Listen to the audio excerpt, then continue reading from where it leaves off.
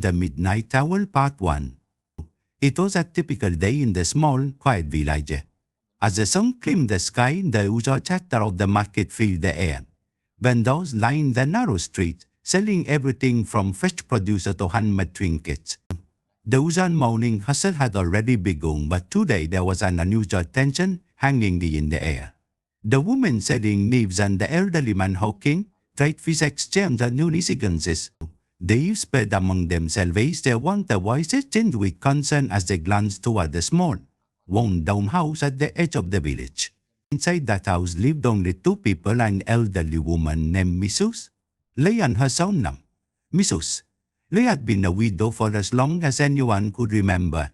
Her husband had passed away when Lam was just a babe and Lam was just a baby, and she had raised him all by herself. Despite her hardships, Mrs. Lee was known for her resilience and determination. She had once been a vibrant woman, running a small grocery shop and raising a flock of ducks to sell eggs and meat. Over the years, she had managed to save enough to provide for Lam, ensuring that she had a better life than she had ever known. But as time passed, Mrs. Lee began to deteriorate. The years of toil had taken their toll, and she became increasingly frail. Yet, even as her body weakened, her mind remained sharp. So she continued to run her shop, though her once flourishing business had dwindled to a mere trickle of customers. Lam, now a young man, worked at a nearby paper factory, earning just enough to keep them afloat. Despite the struggles, they lived a quiet life with Mrs. Lee tending to her shop and Lam coming home every night to share a simple meal with his mother. One night, however, things took a dark turn. Lam had spent the evening in the city with his girlfriend and returned home late.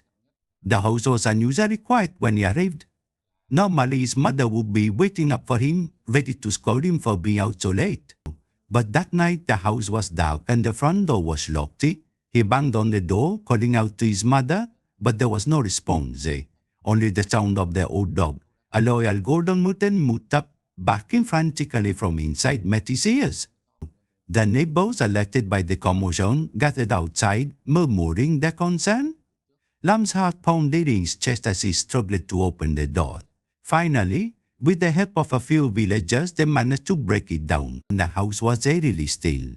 The small living room was as it always was, steady and neat, with Mrs. Lee's knitting still on the table. But there was no sign of Mrs. Lee. Panic set in as they searched the house and her bed was untouched, the sheets still neatly folded as if she had never gone to bed. Lam and the neighbors searched every corner of the small house, their fear growing with each passing moment. But it was then that one of the villagers noticed the back door slightly ajar. The dog, still barking, led them to the backyard, a small patch of land where Mrs.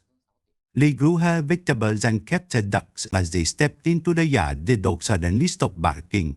It whimpered, its tail between its legs as it backed away from a spot near the banana trees. Lam's heart sank as he followed the dog's scales, and there, half buried in the muddy earth, was one of his mother's slippers. Nearby, the soil was disturbed, as if something or someone had been dragged to the dirt. The terror gripped Lam as he realized what had happened. They ducked frantically, the mood cocking their hands as they were at Mrs. Lee. She was lying in the dirt, her face pale and her body limp. Blood matted her hair and her once bright eyes were dull and lifeless. The villager stood in shocked silence as Lam cradled his mother's body. His sobs the only sound in the still night air. But the horror was far from over. Mrs. Lee was alive, though barely. She was rushed to the nearest hospital, where doctors fought to save her life. Miraculously, she survived, but her mind was shattered. The vibrant woman who had once been the heart of the village was now a shadow of her former self, lost in a world of confusion and despair. She no longer spoke, no longer recognized the people she had known all her later life. She spent her days staring blankly at the walls. The only sounds she made were the occasional mutterings to the dog, who remained her only companion. And Nam, overwhelmed with guilt and grief, withdrew from the world. He quit his job, rarely leaving the house. The villagers watched with pity as he became a recluse. His once strong frame, now thin and haggard. He barely spoke to anyone, not even to his mother. The once bustling home was now filled with sorrow, broken only by the occasional barking of the dog, or the muttered words towards a woman who no longer knew her own son. And then, one day, Mrs. Lay disappeared again. Nam returned home one evening to find the house empty. The front door was wide open, and the dog was pacing anxiously in the yard. He searched the house, calling out for his mother, but there was no answer. The villagers, hearing his cries, gathered once more. Their forces reached up. They combed the village, searching every corner, but Mrs. Lay was nowhere to be found. It wasn't until the following morning that they discovered the truth. One of the villagers passing by the old banana grove noticed something strange. The earth had been disturbed again. The soil freshly turned. The collie, he called for the others, and together they dug through the dirt. What they found chilled them to the bone. Mrs. Lay's body lay in the shallow grave, her eyes wide open in a frozen expression of terror. But this time there was no hope of saving her.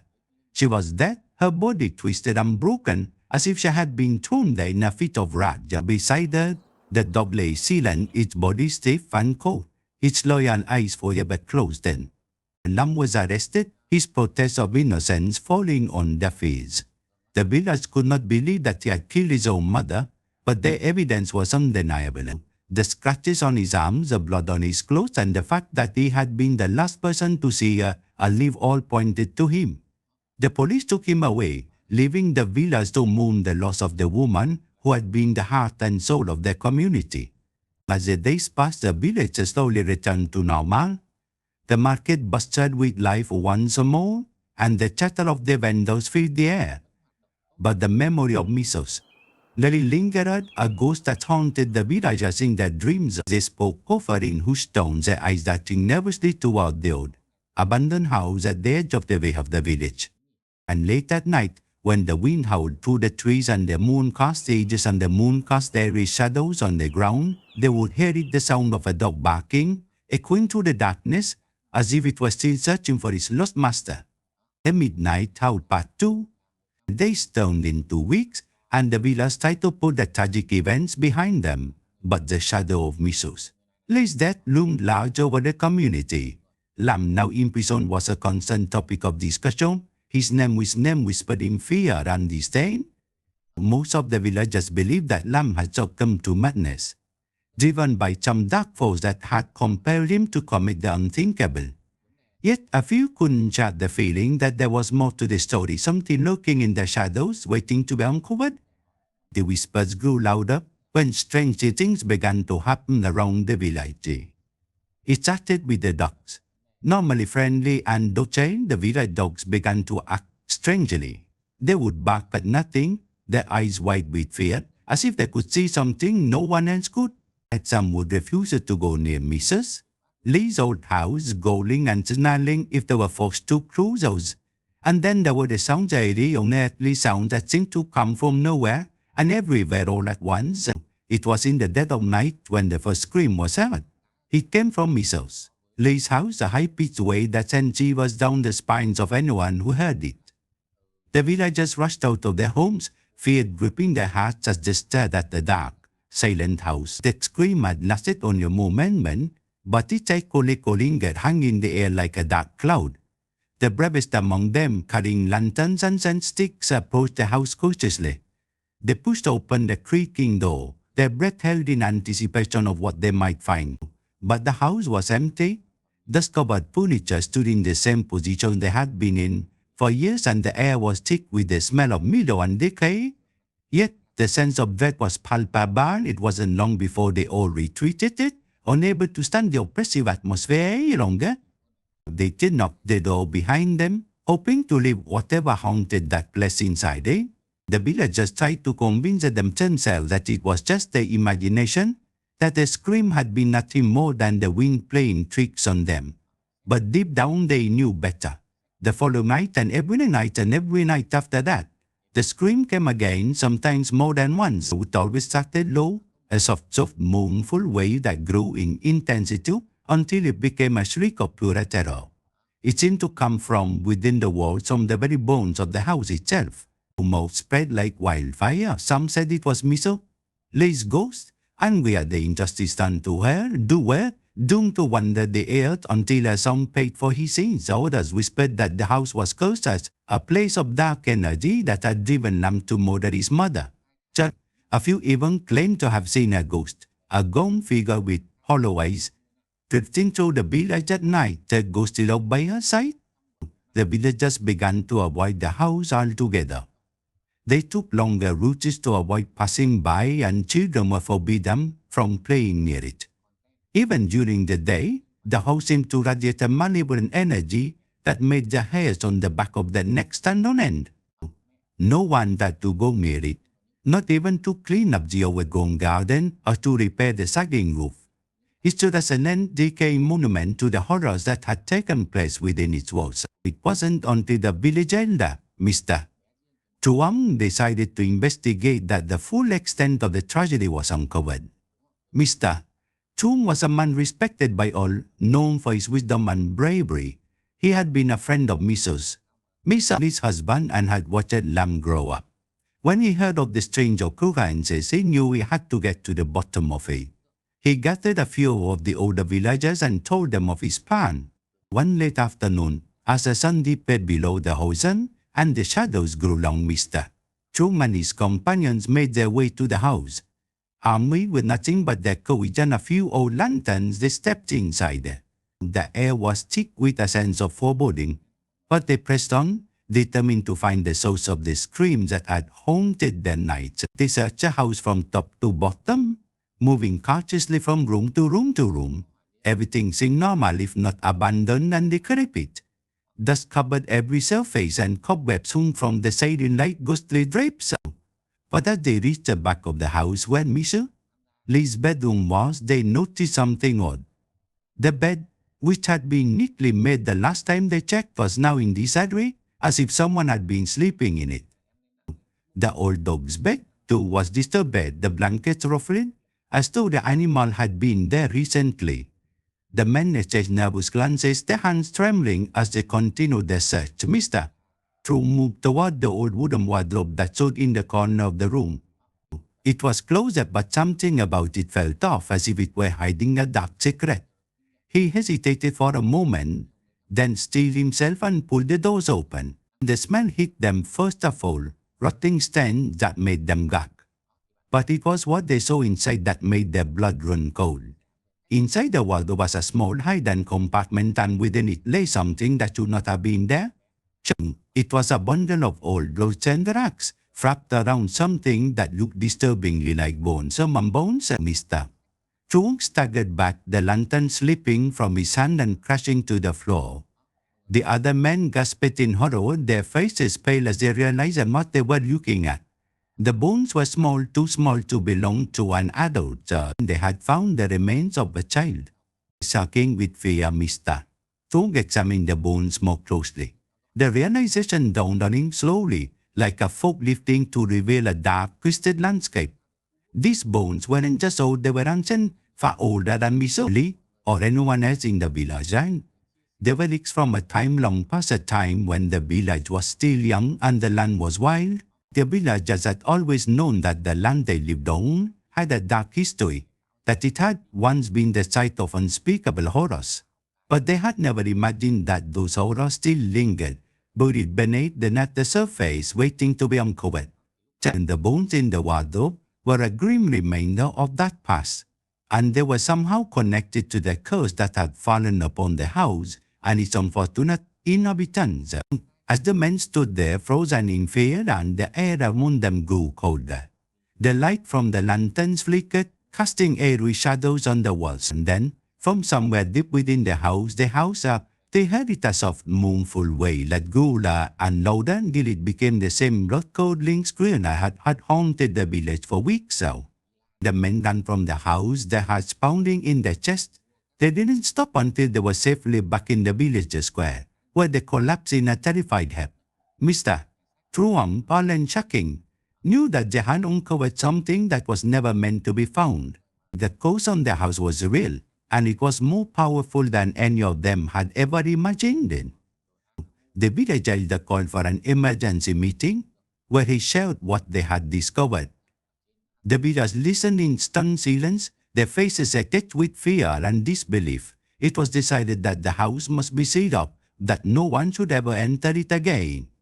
Again, they would perform a cleansing ritual, calling upon the spirits of their ancestors to rid the village of the evil that had taken root. In the days that followed, the villagers avoided the house even more than before. The screams continued, though they became less frequent, as if whatever haunted the place was slowly losing its grip. Eventually, the house fell silent, and the villagers dared to hope that the curse had finally been lifted. But the memory of Misa, lay and the horrors that had befallen her family would never truly further.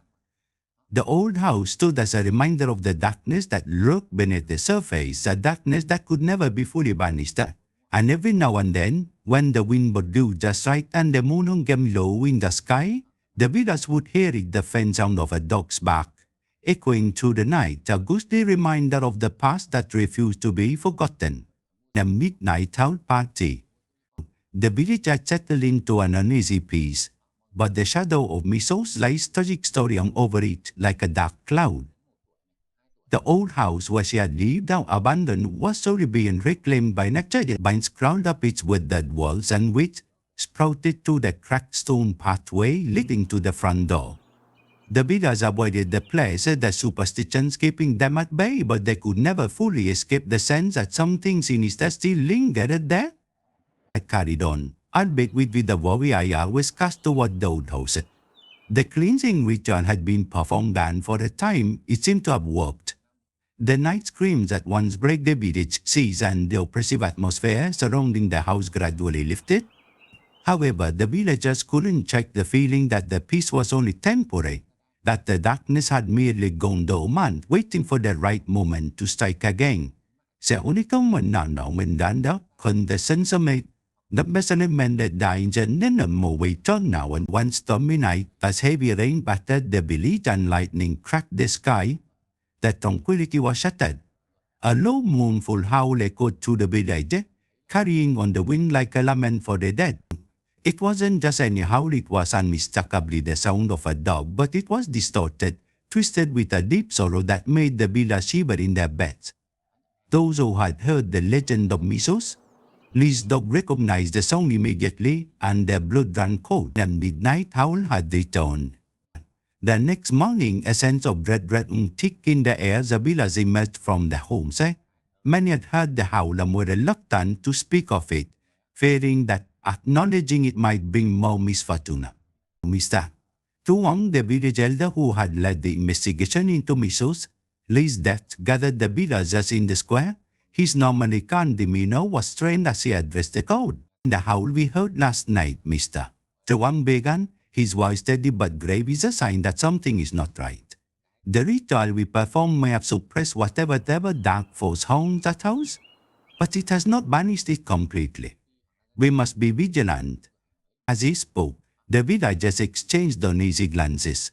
Whispers rippled through the crowd. Some feared the spirit of Misos. They had returned, others believed it was the dog, seeking vengeance for the injustice done to its master. A few, however, speculated that there was something else entirely, something more ancient and malevolent at work. Among the villagers was Lan, a young woman who had grown up hearing the stories of Mrs. Lay and her tragic father. Lan was known for her curiosity and bravery, qualities that often got her into trouble. Despite the fear that gripped the village, Jajang was determined to find out the truth behind the haunting. She couldn't shake the feeling that there was more to the story than the villagers knew, something hidden that had yet to be uncovered. That night, as the villagers, Lan made her way to Misos Lee's house. The rain had turned the dead path into a muddy quagmire, but she pressed on, her lantern held high to light the way. The house loomed before her, its silhouette stark against the stormy sky. She hesitated at the gate, a wave of fear washing over her as she remembered the tales of what had happened there. But she steeled herself, determined not to be swayed by fear. Nan pushed open the creaking gate and stepped into the overgrown yard. The air was thick with the scent of wet earth and decay. The house seemed to watch her, its dark windows like empty eye sockets staring into her soul. The howl of the wind only added to the eerie atmosphere, but Lan was resolute. She approached the front door, her hand trembling as she reached for the handle. The door swung open with a groan, revealing the dark interior of the house. Lan stepped inside, her lantern casting long shadows that danced on the walls. The air inside was stale, heavy, the scent of mildew, and something rotten. She moved cautiously through the house, every creak of the floorboards beneath her feet setting her nerves on edge. As she made her way deeper into the house, she found herself drawn to Mrs. Lee's bedroom. The door was slightly ajar, the room beyond was shrouded in darkness. Lam pushed the door open and stepped inside. The room was just as it had been left, with Mrs. Lee's bed still unmade and the old dog's bed lying in the corner. But something was different this time. The inner room was colder, and there was a feeling of being watched, of an unseen presence lurking in the shadows. Lan's eyes were drawn to the wardrobe where Mr. Trung had found the bones. It stood silently in the corner, its doors closed tight. Lan approached it cautiously, her heart pounding in her chest. She reached out and slowly pulled the doors open. Inside, the wardrobe was empty, but the foul stench that emanated from it made her gag. She shone her lantern inside, but there was nothing to see, just darkness and the lingering odor of decay. As Lam backed away, something caught her eye. A faint glimmer of light reflected off something on the floor beneath the bed. She knelt down and reached under the bed, her fingers brushing against something cold and metallic. She pulled it out, a small, rusted key. It was old, covered in dirt and grime, but it felt significant, as if it held the key to a secret that had long been buried. Suddenly, a loud crash echoed through the house, startling Lan. The lantern flickered, casting the room into brief darkness before the light returned and spun around. Her heart racing as she tried to locate the source of the noise. Her eyes darted around the room, but everything seemed to be in its place. Then she heard it, a soft, almost imperceptible whimpering coming from behind. Lan turned slowly, her eyes widening in horror, as she saw what was behind her. In the corner of the room, where the old dog's bed lay, a figure was crouched low to the ground. It was the ghostly form of Mrs. Lee's dog, its one side golden fur now matted and filthy, its eyes glowing with an unnatural light. The dog's mouth opened, and it let out a low, mournful howl that reverberated through the walls, sending chills down her spine. Frozen with fear, Lan watched as the ghostly dog slowly turned its head toward her. Its glowing eyes locked onto hers, and for a moment it seemed as though the dog was trying to communicate something important. The air grew colder, and Lan could see her breath misting in the light of the lantern. She knew she had to leave, but she was rooted to the spot, unable to tear her gaze away from the spectral animal. The dog let out another howl, louder and more urgent this time. The sound was almost human, filled with sorrow and desperation. It was then that Lan understood the dog was trying to lead her somewhere, to show her something that had been hidden for too long. She gathered courage and followed that. The ghostly figure as it padded silently out of the room and down the hallway. The dog led Lan to the back of the house, through a small, tissue door that she had never noticed before. It was old and worn, the wood splintered and the hinges rusty. The dog stopped in front of the door and to look at her, its eyes filled with an urgency that Lan couldn't ignore. She reached out with trembling hands and tried the handle, but it wouldn't budge. Then she remembered the key she had found. With checking fingers, Lan inserted the key into the lock and turned it. The door creaked open, revealing a narrow staircase leading down into darkness. The air that wafted up from below was cold and damp, carrying with it the same foul stench that had permeated the house. Lan hesitated at the top of the stairs, but the dog's insistent whine urged her forward. Taking a deep breath, Lan descended the stairs, her lantern barely piercing the thick darkness. The stairs led to a small, underground cellar, the walls lined with old stone that was slick with moisture. In the center of the cellar was a large wooden chest, its surface covered in dust and cobwebs. The dog stood beside the chest, its eyes glowing eerily in the dim light. Lan approached the chest, her heart pounding in her ears as she hesitated for a moment. then reached out and lifted the heavy lid. Inside the chest was something that made her blood run cold, a collection of old tattered clothes, all stained with blood. And beneath the clothes and something even more horrifying, a small, withered skeleton, its bones twisted and deformed. Lan recoiled in horror, her mind reeling as she tried to comprehend what she was seeing. The realization hit her like a blow. This was the source of the curse, the dark secret that had haunted the house and its occupants. The bones in the chest belonged to a child who had been murdered and hidden away, its restless spirit now seeking vengeance. The ghostly dog let out one final howl, a mournful sound that echoed through the cellar and seemed to shake the very walls. Anne understood now the dog had been trying to lead her to this terrible secret, to reveal the truth so that the spirit of the child could finally be at peace. With tears in her eyes, and whispered a prayer, promising to do whatever she could to set things right. She left the cellar as quickly as she could, the ghostly dog watching her with a sad, knowing gaze. Lan knew what she had to do. The truth had to be brought to light, the bones given a proper burial, and the wrongs of the past made right. Then could the spirits of the dead, both the child and Misos, lie, find peace. The following day, Lan returned to the village. The weight of what she had discovered heavy on her shoulders. She went straight to Mr. Truong, telling him everything she had seen and found. The elder listened in silence, his face growing pale as Lan recounted the horrors of the previous night. When she finished, Mr. Truong nodded solemnly. "We must do what is right," he said. "We will gather the village and give that poor child a proper burial. Perhaps then the spirits will finally be at rest." And so, the village came together once more, this time not out of fear, but with a sense of due duty and purpose. The bones were carefully retrieved from the cellar and buried in the village cemetery, a simple grave marked with a small headstone. The village prayed for the child's soul, hoping that their actions would bring peace to the restless spirits. As they stood around the grave, the sky cleared down, and a gentle breeze rustled the leaves of the trees. The atmosphere was no longer oppressive, it felt lighter, as if a great burden had been lifted. The ghostly house that had once plagued the village was never heard again. The old house, still standing, but now cleansed up of its dark energy, was left to crumble quietly with time. Lando, still haunted by the memories of what she had uncovered, found solace in knowing that the spirits were finally at peace. The village too slowly returned to normal, the shadow of the past fading as the years went by. But the story of Mr.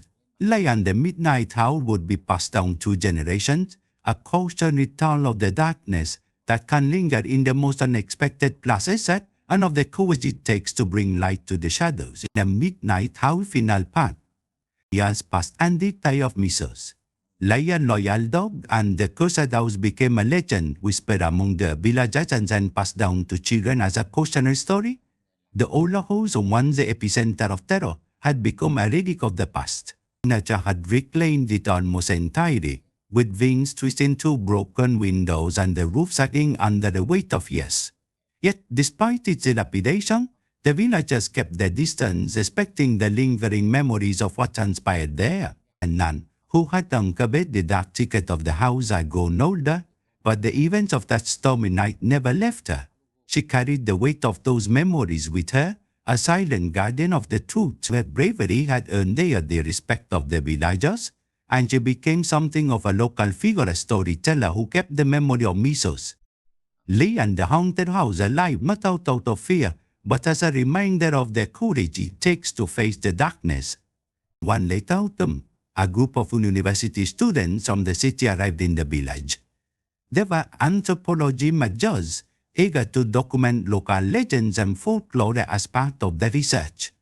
The story of Misos and Lan the Midnight Howl intrigued them, and they sought out Lan, hoping to hear the tale lightly from the woman who had lived it. Lan, though hesitant at first, agreed to meet with them, understanding the importance of preserving the story. On a crisp evening, the students gathered around a crackling fire in the village square, their faces illuminated by the warm glow. Lan sat among them, her once dark hair now streaked with grey, but her eyes still sharp and clear. She began to recount the tale, her voice steady, drawing the students into the haunting histories of the village. As Sunan spoke, the students listened intently, their notebooks forgotten as they became engrossed in the story. She told them about Misus, a woman whose life had been marked by hardship and tragedy, and of her son Nam whose descent into darkness had led to unspeakable horrors. She described the ghostly dog that had guided her to the hidden cellar and the chilling discovery of the child's bones, evidence of an ancient, forgotten crime. Since she finished, there was a heavy silence among the group. The students, normally skeptical of ghost stories, found themselves deeply moved by the tale. One of them, a young woman named Mai, asked suddenly if she ever returned to the house. Lilan shook her head slowly. No, she said softly, there was no need. Once we buried the child and performed the rituals, the spirits found peace. The house is just a shell now, an empty reminder of what was. So a student, a young man named Tuan, leaned forward, his brow furrowed with curiosity. But what about the bones of the child? Who do you think they belong to? Lilan sighed, her gaze and distant, as she considered the question. I believe the child was a victim of something terrible, something that happened long before Misos. Lei ever lived in that house. Perhaps it was a crime, a secret so dark that it was buried both literally and figuratively. We may never know the full truth. The students exchanged uneasy glances, the gravity of the story weighing heavily on them. Lan could see their discomfort and decided to offer them some reassurance. While the story is tragic, it also serves as a reminder, Lan said. A reminder that the past, no matter how deeply buried, has a way of resurfacing. But when it does, it's up to us to face it, to bring light to the darkness and to seek justice for those who can no longer speak for themselves. These children nodded, their expressions thoughtful. Lan's words resonated with them, and they realized that this story was not just about ghosts or curses, but about human nature, about the importance of confronting our fears and the consequences of ignoring the past. As the evening drew to a close, the students thanked Lan for sharing her story. They promised to treat it with the respect it deserved and to ensure that it was recorded accurately in their research. Lan smiled, her heart lightened by their sincerity. She watched as they gathered their things and prepared to leave, feeling a sense of closure that she hadn't realized she needed. When they departed, one of the students turned back to Lan. It was Mai, her eyes bright with a mix of curiosity and something else, something more personal. Lan asked hesitantly, do you think the spirits ever really leave, or do they just move on? Yan considered the question, her gaze drifting toward the old house, barely visible in the distance. The spirit said, "It's truly unlike memories. They never truly leave us. But if we honor them, if we remember them and learn from them, they become a part of who we are, a guide for the living. So in a way they do move on, but they move on with us." Might smiled, satisfied with the answer, and with a final wave, she reached on her friends and watched them go. A sense of peace settling over her. The old house would eventually crumble and be reclaimed by the earth, and the village would continue to change with the passing of time. But the story, the memory of Mrs. Saya and her loyal dog, would endure, carried forward by those who remembered and those who cared enough to listen. The village returned to its quiet routine, the story of the Midnight Howl becoming part of its rich tapestry of legends. And on the nights when the wind was just right and the moon hung low in the sky, the villagers would gather around their fires and tell the tale to the next generation. They would speak of a brave woman who uncovered the truth, of a loyal dog who guided her, and of the enduring power of memory and justice. And as he spoke, they would sometimes hear, faintly carried on the breeze, the soft echo of a dog's bark, a gentle reminder that though the past may rest, it is never truly gone.